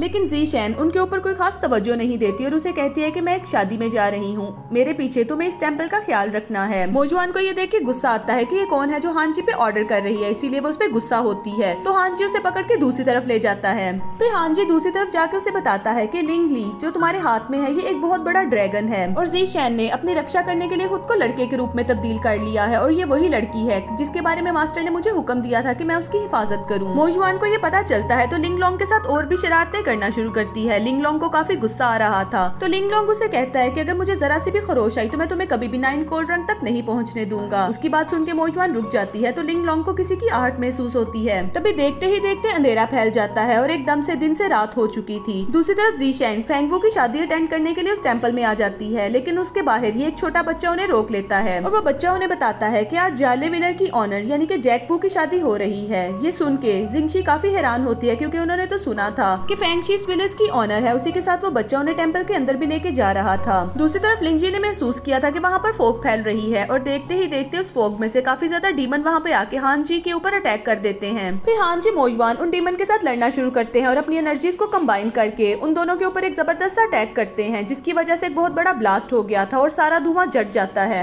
उस धुएं के जटते ही वहाँ पर फैला हुआ सारा अंधेरा भी गायब हो गया था, यानी कि जहाँ पर अब रात थी वहाँ पर अब दिन हो चुका था और उसी के साथ वो डीमन भी गायब हो चुके थे। दूसरी तरफ ज़ीशैन जिस टेम्पल में शादी अटेंड करने के लिए गई थी वहाँ पर अभी तक अंधेरा फैला हुआ था और दूसरी तरफ बिल्कुल रोशनी थी, यानी कि एक ही विलेज में एक तरफ रात थी और दूसरी तरफ दिन था। वो सब लोग ही ये देखते हुए काफी ज्यादा हैरान हो रहे थे। तभी हांजी के सामने एक खूबसूरत सी लड़की आ जाती है जिसका नाम हमें फेंगशी बताया जाता है, जो कि इस टाउन की ऑनर थी। और फेंगशी उन लोगों के सामने आते अपना तारुफ करवाती है और फिर झुक के उनका शुक्रिया अदा करती है और उन्हें कहती है कि तुम दोनों ने हजारों सालों से कैद गोस्ट को आजाद कर दिया है, इसलिए मैं तुम लोगों का शुक्रिया अदा करना चाहती हूँ। हांजी उसकी बात सुन के काफी हैरान होता है और उसे कहता है हम यहाँ पर टेम्पल पे अपने दोस्तों का पता करने आए हैं, क्या तुम उनके बारे में जानती हो? तो वो कहती है अगर तुम्हें अपने दोस्तों का पता करना है तो मेरे पीछे चलो। दूसरी तरफ टेम्पल की छत पे हमें डीमन लिन और लियान को दिखाया जाता है, जो कि हांजी से अपनी फाइटिंग का बदला लेने आई थी, क्योंकि हांजी ने उन्हें फाइटिंग के दौरान में हरा दिया था। लेकिन डीमन फॉक्स वहाँ पे आके उन दोनों को रोक लेते हैं और उन्हें कहते हैं कि इस वक्त मेरे डीमन क्लैन की कंडीशन काफी ज्यादा खराब है और मैं नहीं चाहता कि मेरे किसी मेंबर की डेथ हो। और वैसे भी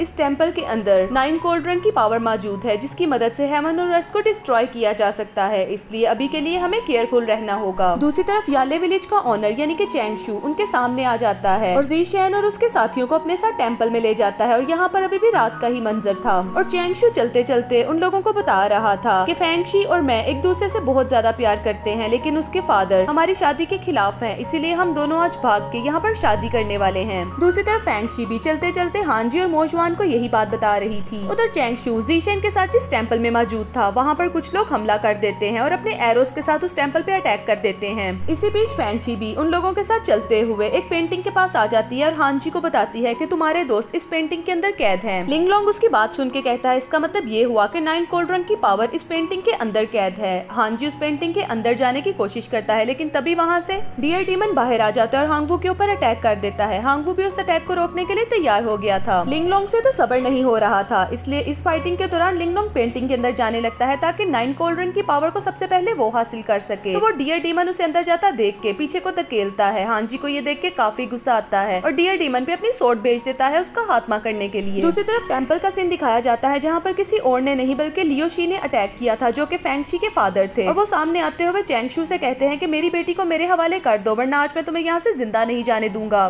उसी वक्त फेंगशी भी वहाँ पर आ जाती है और वहाँ पर मौजूद सभी लोग इस बात के बारे में जानते थे कि ये दोनों आपस में एक दूसरे से प्यार करते हैं, इसीलिए सब लोग चैंगशू और फेंगशी के प्यार को सपोर्ट करने लगते हैं। उसके फादर लियोशी को इस बात में काफी गुस्सा आता है, तो वो उन लोगों को बताता है कि चैंगशू एक डीमन है, इसलिए मैं इसके साथ अपनी बेटी की शादी कभी नहीं करूंगा। अपने फादर इन लॉ की बात सुन के चैंगशू को काफी गुस्सा आता है और अपनी पावर्स को एक्टिवेट करता है। दूसरी तरफ हांजी की फाइटिंग भी उस डियर डीमन के साथ जारी थी। वो डियर डीमन भी अपनी पावर्स को काफी ज्यादा इंक्रीज करते हुए मोशवान के ऊपर अटैक कर देता है। मोशवान इस अटैक की वजह से घायल होने लगती है। हांजी को ये देख के काफी गुस्सा आता है, फिर वो अपनी स्पेशल टेक्निक का यूज करते हुए इस डियर डीमन के ऊपर अटैक कर देता है। दूसरी तरफ टेम्पल में चैंगशू को काफी गुस्सा आ जाता है, इसीलिए वो अपनी डेमोनिक पावर में आ जाता है, यानी कि अपने असली रूप में सब लोगों के सामने आ जाता है। सारे लोग उसे देख के काफी डर गए थे। लियोशी यानी कि फेंगशी के फादर ये देखते हुए खुश हो रहे थे कि उन्होंने अच्छा किया कि इसके बारे में पहले ही सबको बता दिया कि ये एक डीमन है। ये देख के फेंगशी भी इमोशनल हो जाती है और अपने बाप से कहती है कि भले ये कोई डीमन है या कोई इंसान, लेकिन फिर भी मैं इससे मोहब्बत करती हूँ और इसी के साथ शादी करूंगी। लेकिन उसके फादर लियोशी उसकी बात मानने से इनकार कर देते हैं और उसे कहते हैं कि मैं तुम्हारी शादी इसके साथ कभी भी नहीं करूंगा। चैंगशू को ये सुन के काफी गुस्सा आता है, उसके फादर के ऊपर एक जोरदार अटैक करने के लिए जाता है, लेकिन सामने फेंगशी आ जाती है और उसका अटैक सीधा फेंगशी पे हो जाता है, जिसकी वजह से वो काफी घायल हो जाती है। चैंगशू जल्दी से उसे पकड़ लेता है और उसे कहता है कि तुमने ऐसा क्यों किया? तो वो कहती है क्योंकि मैं अपने फादर से बेइंतहा प्यार करती थी और तुमसे भी। मैं नहीं चाहती थी कि तुम दोनों में से किसी की भी डेथ हो। इसी बीच उसके फादर लियोशी पीछे से आके चैंगशू के ऊपर अटैक करते हैं, लेकिन चैंगशू उनको पीछे की तरफ धकेल देता है और इसी बीच फेंगशी भी अपनी जान दे देती है। दूसरी तरफ हांगबू जिस पेंटिंग को देख रहा था तो रिवील होता है कि ये पेंटिंग खुद फेंगशी ने ड्रॉ की थी और इसमें जो डीमन है वो डियर डीमन उसका हस्बैंड ही था। तभी वो डियर डीमन अपनी पावर्स का इस्तेमाल करते हुए एक बहुत बड़ी सी स्वॉर्ड क्रिएट कर लेता है और हांजी के ऊपर अटैक करता है और हांजी भी उसके अटैक को रोकने के लिए अपनी सारी पावर्स इस्तेमाल कर रहा था। हांजी जानता था कि डियर डीमन को मारना इतना आसान नहीं, इसीलिए मोयान को इशारा करता है कि अपने कोड़े के साथ इसको जकड़ के रखो। मोयान अपने कोड़े की मदद से उस डियर डीमन को वहाँ पर ही जकड़ के रखती है। तभी हांगजी मौका पाते ही उस पेंटिंग के ऊपर अटैक करता है, जिसकी वजह से वो पेंटिंग डिस्ट्रॉय होके रह गई थी। उस पेंटिंग के डिस्ट्रॉय होते ही उस टेंपल में बनी हुई तमाम चीजें भी डिस्ट्रॉय होना शुरू हो गई थी। तो पता चलता है कि ये सब कुछ बस एक आंखों का धोखा था। उन सब चीजों के गायब होते ही हांजी और जीशैन भी आपस में सामने आ चुके थे। वो सब लोग एक दूसरे को देख के खुश हो रहे थे। लिंगलोंग से ये बर्दाश्त नहीं होता तो उन सब लोगों पे गुस्सा करने लगता है। तभी फेंगवू वहाँ पे आ जाती है और रिवील करती है कि इन सब चीजों के पीछे मेरा हाथ था, और ये भी बताती है कि भले वहाँ पर मौजूद सभी चीजें कुछ इल्यूजन हो, लेकिन फिर भी उन दोनों की लव स्टोरी बिल्कुल सच्ची थी। फिर हांजी को फेंगशी से डीमन एनर्जी महसूस होती है तो वो उसके ऊपर अटैक करने लगता है, लेकिन फेंगशी उसे बताती है कि मैं कोई डीमन नहीं। लेकिन फेंगशी को जीशैन के ऊपर कोई शक होता है, इसलिए वो उसके सामने आके उसे घुमाने लगती है, जिसकी वजह से उसका असली रूप सबके सामने आ जाता है। तो पता चलता है कि वो कोई शैंग नहीं बल्कि जीशैन है। तो लिंगलोंग उड़ता हुआ उसके ऊपर अटैक करता है और उसे कहता है कि मेरी 9 कोल्ड्रन की पावर मुझे वापस करो। तो फेंगशी उसे टांग से पकड़ के उल्टा लटका देती है और कहती है मैं तुम्हें तुम्हारी कोई भी पावर वापस नहीं करूंगी। तो जीशैन के साथ बाकी सभी लोग भी काफी हैरान होते हैं कि लिंगलोंग इससे बार बार अपनी 9 कोल्ड्रन की एनर्जी क्यों मांग रहा है। तो लिंगलोंग रिवील करता है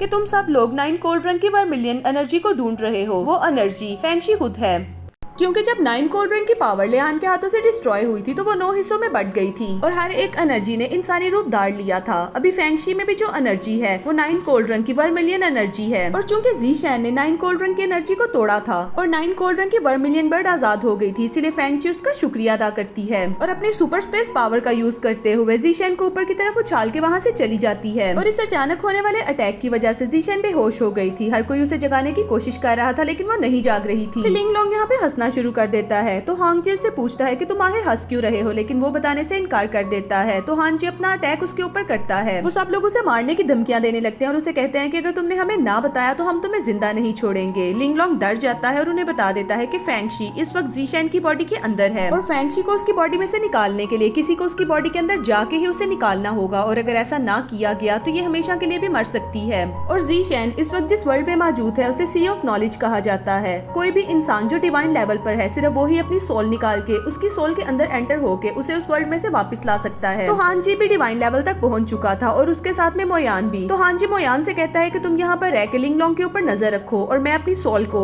जीशैन की बॉडी में भेज के उसे सी ऑफ नॉलेज की दुनिया में से वापस लेके आऊंगा। फिर मोयुआन अपनी एनर्जी का यूज करते हुए एक स्टिक बना लेती है, उसके ऊपर फायर लगा देती है और हांजी से कहती है कि इस स्टिक के खत्म होने से पहले अपनी दुनिया में वापस लौट आना, वरना तुम भी उस दुनिया में फंस के मारे जाओगे। फिर हांजी जीशैन के साथ लेट जाता है। मोयुआन अपनी पावर का इस्तेमाल करते हुए हान जी को सी ऑफ नॉलेज की दुनिया में भेज देती है। तभी सीन चेंज होता है तो हान जी सी ऑफ नॉलेज में पहुंच जाता है, जहाँ पर हमें एक फर्क दुनिया दिखाई जाती है। हान जी अपने बचपन की दुनिया में पहुंच गया था, जहाँ उसके माँ बाप का कत्ल उसकी आंखों के सामने किया जा रहा था और लेपर्ड डीमन को भी अपने सामने खड़ा देखता है। ये देखते उसे गुस्सा आता है तो अपनी शॉर्ट बाहर निकाल के उसके ऊपर अटैक करने लगता है। इससे पहले कि हान जी वार कर पाता, लेपर्ड डीमन की बजाय वहाँ पर एक बच्ची थी जो कि एक छोटी डीमन थी और वो उसे कहती है कि मैं एक मासूम डीमन हूँ, मैंने आज तक कभी किसी का कत्ल नहीं किया। तो हान जी ये सोच के कि ये भी लेपर्ड डीमन हो सकता है उसके ऊपर वार करने लगता है। तो उसे अपने मास्टर की कही हुई बात याद आती है, जहाँ मास्टर ने उसे कहा था कि डीमन दो तरह के होते हैं, अच्छे डीमन और बुरे डीमन। तुम्हें अच्छे डीमन और बुरे डीमन में फर्क करना आना चाहिए। ये सोच के हान जी उस लड़की को नहीं मारता, अपनी सोट पीछे की तरफ फेंक देता है। तभी वहाँ पर एक इवल हान जी आ चुका था जो कि उस लड़की को मारने के लिए आगे बढ़ता है। तो हान जी उस लड़की की तरफ अपना हाथ बढ़ाता है। हान जी का हाथ पकड़ते ही वो लड़की हवा में गायब हो गई थी।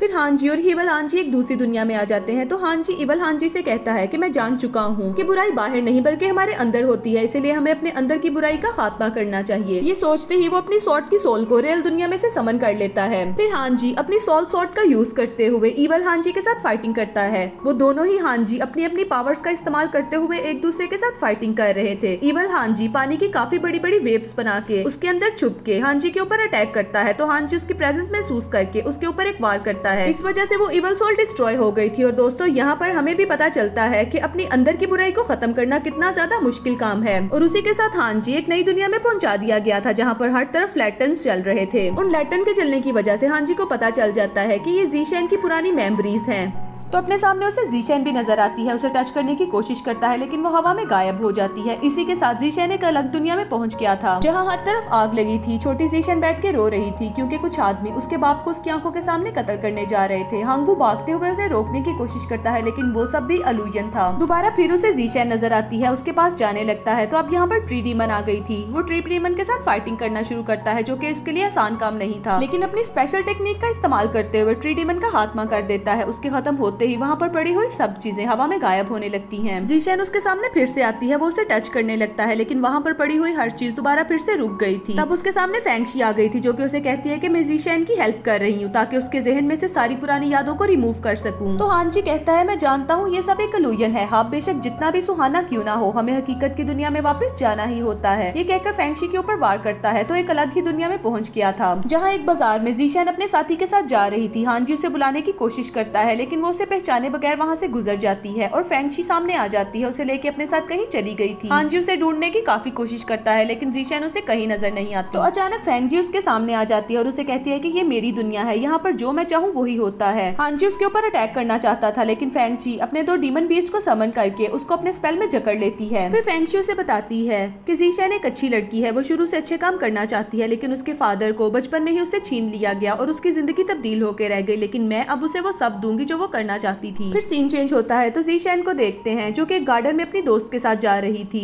तो ज़ीशेन को अपने सामने झाड़ी हिलती नजर आती है। वो एक स्टिक की मदद से उसके ऊपर वार करती है तो सामने और कोई नहीं बल्कि हान जी था। हान जी उसके सामने आते ही बगैर टाइम वेस्ट किए उसे सारी हकीकत बताता है, लेकिन ज़ीशेन उसकी कोई भी बात नहीं मानती और कहती है तुम कोई ख्वाब देख रहे थे, क्योंकि मैं बचपन से ही इस टाउन में पली बड़ी हूँ और फेंगशी मेरी टीचर हैं। तो हान जी अपना सर पकड़ के बैठ जाता है। उसका सिली रिएक्शन देख के ज़ीशेन मुस्कुराती है। हान जी ने पहली दफा ज़ीशेन को मुस्कुराते देखा था, वो उसे काफी ज्यादा खूबसूरत लग रही थी। तो ज़ीशेन उसे स्टोरी टेलर के नाम से चिढ़ाती है और कहती है अगली दफा जब आओ तो मुझे इससे भी ज्यादा अच्छी कोई स्टोरी सुनाना। ये कहकर वो वहाँ से चली जाती है। फिर अगले लम्हे हान जी उसे ढूंढते हुए उसी बाजार में आता है जहाँ पर फेंगशी भी उसके पास थी। तो हान जी ज़ीशेन से कहता है कि तुम्हें सुनाने के लिए मेरे पास एक और भी स्टोरी है। फेंगशी उसे मना करना चाहती है लेकिन ज़ीशेन उसे कहती है कि हाँ ठीक है, मैं तुम्हारी स्टोरी सुनना चाहूंगी। तो हान जी स्टोरी सुनाना शुरू करता है उसे 9 कोल्ड्रन के बारे में और हर उस बात के बारे में बताता है जो कि सीन गुजर चुका था। लेकिन ज़ीशेन उसे कहती है कि हाँ ये स्टोरी पहले से ज्यादा अच्छी है। लेकिन हान जी कहता है कि ये कोई स्टोरी नहीं, अगर तुमने 9 कोल्ड्रन की पावर को हासिल न किया तो ये वर्ल्ड डिस्ट्रॉय हो जाएगा। ज़ीशेन को कुछ याद आने लगता है तो वो इमोशनल हो जाती है। फेंगशी ये नहीं चाहती थी, इसलिए ज़ीशेन के सामने अपनी मैजिकल पावर्स का यूज करके हान जी के ऊपर अटैक करने लगती है। ये सब कुछ ज़ीशेन के लिए भी नया था, इसीलिए उसे पुरानी यादें याद आने लगती हैं और धीरे धीरे करके सारे वर्ल्ड उसके सामने घूमते जा रहे थे। तभी वो लोग अचानक से उसी जगह पर आ जाते हैं जहाँ पर जीशैन एक छोटी बच्ची थी और उसके बाप का कत्ल किया जा रहा था। फेंगशी वहाँ पर आते ही हांजी के ऊपर अटैक करती है, लेकिन तभी वहाँ पर जीशैन आ जाती है और अपनी पावर्स का यूज करते हुए फेंगशी के ऊपर अटैक करके हांजी को बचा लेती है।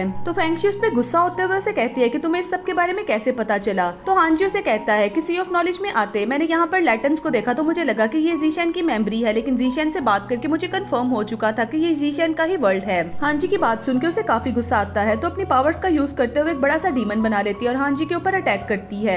लेकिन हांजी भी अपनी फर्स्ट स्वॉर्ड का यूज करके उस डीमन का खात्मा कर देता है। फेंगशी को ये देख के भी बहुत ज्यादा गुस्सा आता है, तो अपनी पावर्स को और भी ज्यादा कंबाइन करके एक बहुत बड़ा सा मंड्योर बना देती है और स्वॉर्ड्स की बरसात हांजी के ऊपर कर देती है। लेकिन फेंगशी उन अटैक को भी इजीली डॉज किए जा रही थी और उसका बनाया हुआ बड़ा सा मंड्योर हांजी के ऊपर आके गिर जाता है। हांजी भी काफी ज्यादा पावरफुल था, लेकिन वो इतने बड़े मंड्योर को फिर भी रोक नहीं पाता। हांजी को उसे उठाने में बहुत ज्यादा प्रॉब्लम हो रही थी। जीशैन भी ये देख रही थी, तो हांजी उसे कहता है कि चाहे मेरी जान भी चली जाए फिर भी मैं तुम्हारी हिफाजत करूंगा। इस बात की वजह से जीशैन को सारी पुरानी मेमोरीज याद आ जाती हैं और जीशैन उस बड़े पत्थर को साइड पे फेंक देता है। जीशैन आगे बढ़ते हुए उसका हाथ थाम लेती है, तो वो दोनों ही अपनी दुनिया में वापस आ जाते हैं और उनके साथ फेंगशी भी। तो एक दूसरे को अपनी दुनिया में वापस देख के वो एक दूसरे के गले लग जाते हैं। ये देख के सब लोगों ने गर्लफ्रेंड बॉयफ्रेंड बोलने लगते हैं, तो वो एक दूसरे को छोड़ देते हैं। चूंकि हांजी ने फेंगशी का सारा प्लान बर्बाद कर दिया था, इसलिए फेंगशी को काफी गुस्सा आता है और अपनी पावर का यूज करते हुए उन सबको हवा में उछाल देती है। फिर फेंगशी एक जबरदस्त अटैक करके उन सबको मारने वाली थी, तो जीशैन अपने गले पे तलवार रख लेती है और कहती है कि अगर तुमने मेरे साथियों को कुछ भी करा तो मैं अपनी जान ले लूंगी। तो फेंगशी जीशैन से कहती है कि ऐसा नहीं करो, क्योंकि तुमने मुझे 9 कोल्ड्रन की पावर से आजाद करवाया था, इसीलिए मैं तुम्हें वो सब खुशियां देना चाह रही थी जो तुमने बचपन में खोई थी और मैं इसीलिए तुम्हारी हेल्प कर रही थी। तो जीशैन उसे कहती है कि भले ही उन खुशियों को मैंने बचपन से मिस किया है, लेकिन अब मेरी दुनिया फर्क है और मेरी दुनिया मेरे दोस्त हैं, इसीलिए अब मुझे वो सब दुनिया नहीं चाहिए। ये बात करके जीशैन अपने गले से तलवार साइड पे कर देती है। तभी वहाँ पर लिन और लियान आ जाते हैं, जो कि कब से मौके की तलाश में थे। वो जीशैन के ऊपर अपनी स्वॉर्ड से अटैक करते हैं, लेकिन उनके सामने फेंगशी आ जाती है और वो स्वॉर्ड उसके आर पार हो जाती है। तभी फॉक्स डीमन भी वहाँ पे आ जाता है और फेंगशी को काफी ज्यादा हर्ट हुआ देखता है और लिन और लियान से कहता है कि इसकी सारी एनर्जी को एब्जॉर्ब कर लो। उसके बाद वो दोनों ही जीशैन के साथियों के ऊपर अटैक करते हुए उनके साथ फाइटिंग करना शुरू हो गई थी। ये देखते हुए मोयान भी अपने कोड़े का इस्तेमाल करते हुए लिंक के ऊपर अटैक करती है, लेकिन उसके कोड़े भी उसे रोक नहीं पाते। इसीलिए मूजवान लियान के पाँव के नीचे गोल्डन पेपर रख देती है, जिसकी वजह से वो वहीं पर ही स्टॉप हो गई थी। इस बात का फायदा उठाते हुए मोजवान उसके ऊपर अपने कोड़े से अटैक करने वाली थी, तो लिन अपनी स्वॉर्ड का इस्तेमाल करके उसके ऊपर अटैक करती है और लियान को मरने से बचा लेती है।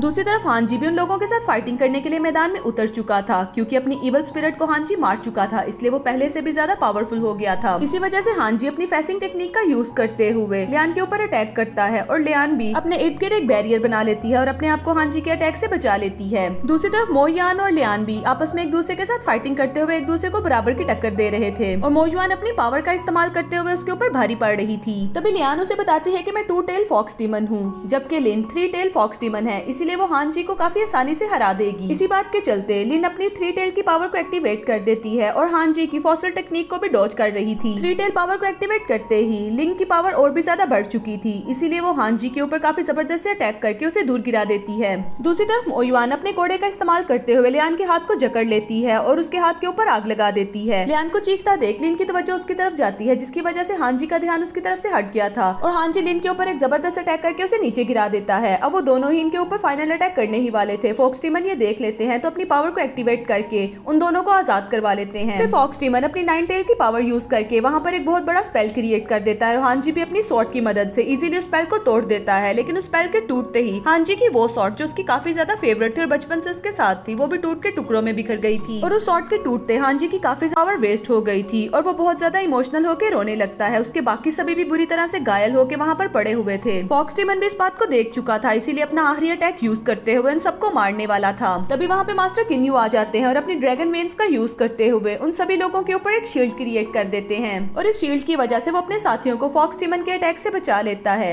ये देखते हुए फॉक्स डीमन उस शील्ड को तोड़ने की कोशिश करते हैं। दूसरी तरफ फेंगशी अब मरने के करीब थी, तो जीशैन से बात कर रही थी। उसे बताती है कि मैं हजारों सालों से नाइल कोल्ड्रिंक के अंदर कैद होकर रह गई थी। मौसम बदलते गए, वक्त भी बदलता गया और ना मैं किसी से बात कर सकती थी, ना अपनी जगह से हिल सकती थी, लेकिन फिर तुम वहाँ पे आई और मुझे 9 कोल्ड्रिंक की पावर से आजाद करवाया और मुझे एक इंसान बना दिया। इसकी वजह से मैं बहुत ज्यादा खुश थी। ये बात मुकम्मल करके वो अपनी 9 कोल्ड्रिंक की वर्मिलियन बर्ड की पावर को जीशैन में ट्रांसफर कर देती है, जिसकी वजह से 9 कोल्ड्रिंक की पावर जीशैन के हाथ में पहने हुए ब्रेसलेट में चली जाती है। लिंगलैंग के तो सारे हाथ ही चकनाचूर होकर रह गए थे। ये देखते वो काफी गुस्से में आ जाता है और जीशैन से कहता है कि इस पावर को फौरन मेरे हवाले हवाले कर दो, वरना फॉक्स डीमन हम सबको मार डालेगा। तो ज़ीशेन उसे कहती है मैं तुम्हारी बात के ऊपर कैसे यकीन कर सकती हूँ। तो लिंगलोंग उसे कहता है कि मुझे अपनी पावर को वापस हासिल करने के लिए तुम दोनों की जरूरत है, लेकिन हमारी 9 कोल्ड रंग की पावर अगर फॉक्स क्लैन के हाथ लग गई तो हम सब मारे जाएंगे और ये पूरी दुनिया तबाह बर्बाद होकर रह जाएगी, इसीलिए इसे पाना बहुत ज्यादा जरूरी है। तो ज़ीशेन उसे कहती है कि अगर मैं तुम्हारी बात मान भी लूँ तो तुम्हारी बॉडी इतनी कमजोर है कि वो इस एनर्जी को खुद में अब्सॉर्ब नहीं कर सकती। तो लिंगलैंग उसे कहता है कि मैं इस एनर्जी को खुद यूज नहीं करूंगा, बल्कि मैं इसे हांजी की बॉडी में ट्रांसफर करूंगा। तो ज़ीशेन उसकी बात मान के 9 कोल्ड रंग की एनर्जी को लिंगलोंग में ट्रांसफर कर देती है। वो उस एनर्जी को अब्सॉर्ब करते हुए हांजी के ब्रेन में चला जाता है और हांजी काफी ज्यादा दुखी बैठा हुआ था क्योंकि उसकी सॉरी के अंदर 9 कोल्ड रंग की पावर को ट्रांसफर करने जा रहा हूँ, जिसकी वजह से तुम्हारी बॉडी काफी ज्यादा पावरफुल हो जाएगी, लेकिन इस एनर्जी को तुम थोड़ी देर के लिए ही इस्तेमाल कर सकते हो। अगर इस एनर्जी को तुमने ज्यादा देर इस्तेमाल किया तो तुम्हें इसका नुकसान भी हो सकता है। उस एनर्जी के हांजी की है जो उसने हांजी के साथ बिताए थे, जहाँ पर हांजी ने कभी भी अपनी जान की परवाह नहीं की और हमेशा ज़ीशेन की मदद की है। दूसरी तरफ हांजी अब पहले से ज्यादा पावरफुल हो चुका था। सबसे पहले तो वो अपनी स्वॉर्ड को रिपेयर करके उसे असली हालत में लेके आता है और फॉक्स डीमन को फाइटिंग के लिए चैलेंज करता है। दूसरी तरफ फॉक्स डीमन भी अपनी 9 टेल की पावर को एक्टिवेट कर लेता है। फिर दोनों ही पावरफुल वॉरियर एक दूसरे के साथ फाइटिंग करना शुरू हो गए थे।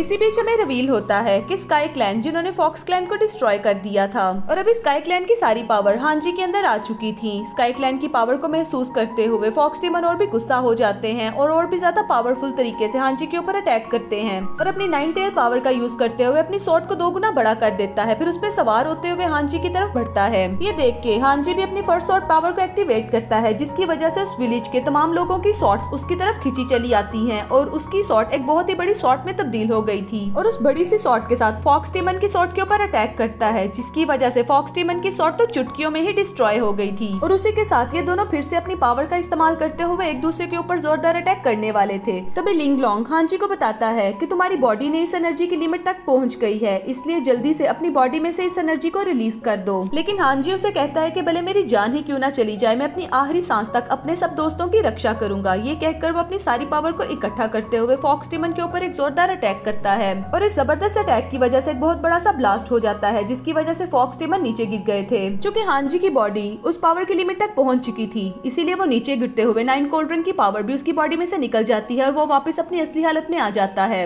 इस बात का फायदा उठाते हुए फॉक्स डीमन उड़ते हुए जाते हैं और हांजी के ऊपर एक अटैक कर देते हैं और उसकी जान ले लेते हैं। तभी फॉक्स डीमन के सामने लिन और लियान आ जाती हैं, जो कि मर चुकी थी। तो पता चलता है कि ज़ीशेन ने अपने 9 कोल्ड रंग की पावर से ये इल्यूजन फॉक्स डीमन के लिए क्रिएट किया था। तो फॉक्स डीमन एक बड़ा सा अटैक करके इस इल्यूजन को भी खत्म कर देता है और यही नहीं बल्कि फॉक्स डीमन उस अटैक के जरिए लिन और लियान को उस इल्यूजन से बाहर निकाल देते हैं, चूँकि वो तीनों उस इल्यूजन में फंसे हुए थे। इस बात का फायदा उठाते हुए ज़ीशेन वहाँ से हांजी की बॉडी को लेके भाग जाती है। तभी हम पे एक और बात भी रिवील होती है कि सब लोग जिस टाई और स्टार को ढूंढ रहे थे वो और कोई नहीं बल्कि ज़ीशेन खुद थी और मास्टर किनलोंग जो वहाँ पर आके उन लोगों की रक्षा कर लेते थे, उनको मास्टर यू ने भेजा था ताकि वो ज़ीशेन को पकड़ के उन तक ला सके। और वो मास्टर यू के बेटे थे जो अपने फादर के कहने पर वहाँ पर आए थे ज़ीशेन की रक्षा करने के लिए। दूसरी तरफ हम ज़ीशेन को देखते हैं जो हांजी का काफी ख्याल रख रही थी। तभी लिंगलोंग उसे बताता है कि मैं जब इसकी बॉडी में 9 कोल्ड रंग की पावर को ट्रांसफर कर रहा था तो मैंने इसकी बॉडी में एक एंशिएंट सील्ड देखी थी जो कि 9 बीस्ट से भी ज्यादा पावरफुल थी। तभी मोईवान भी वहाँ पर आ जाती है और ज़ीशेन को बताती है कि हांजी की बॉडी काफी ज्यादा हर्ट हो चुकी है, इसीलिए मैं इसे मास्टर के पास वापस लेके जाना चाहती हूँ क्योंकि मास्टर ही वो ऐसे शख्स हैं जो हांजी की बॉडी को दोबारा हील कर सकते हैं। तो ज़ीशेन मोईवान को उसे वहाँ से लेके जाने की इजाजत दे देती है, बल्कि यही नहीं वो तो उस इलाके को छोड़ के भी वहाँ से चली जाती है।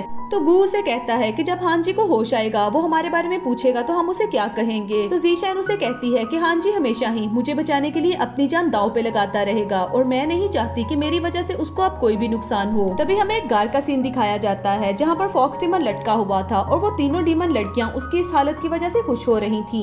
तभी वहाँ पर एक आदमी आ जाता है जिसने लेपर्ड डीमन को हर्ट किया था और वो अपना फेस रिवील करता है तो पता चलता है कि ये और कोई नहीं बल्कि एम्परर यू का खास बंदा युआनशा होता है और वो फॉक्स डीमन के सामने आके उसे कहता है क्योंकि हम दोनों ही सीक्रेट लॉर्ड के लिए काम करते हैं और तुम उनके मिशन को पूरा नहीं कर सके, इसीलिए अब तुम सजा के हकदार हो। ये कह के युआनशा अपनी डीमन पावर का इस्तेमाल करते हुए फॉक्स डीमन की बॉडी को टॉर्चर करना शुरू कर देता है और वो तीनों डीमन लड़कियां भी ये देखते हुए काफी मुस्कुरा रही थी। और दोस्तों इसी के साथ ही हमारी इस सीरीज का इख्तिताम हो जाता है। तो कैसी लगी आपको ये सीरीज? अगर आप लोगों को अच्छी लगी हो तो अपना प्यारा सा कमेंट करके मुझे जरूर बताइएगा। Thanks for watching.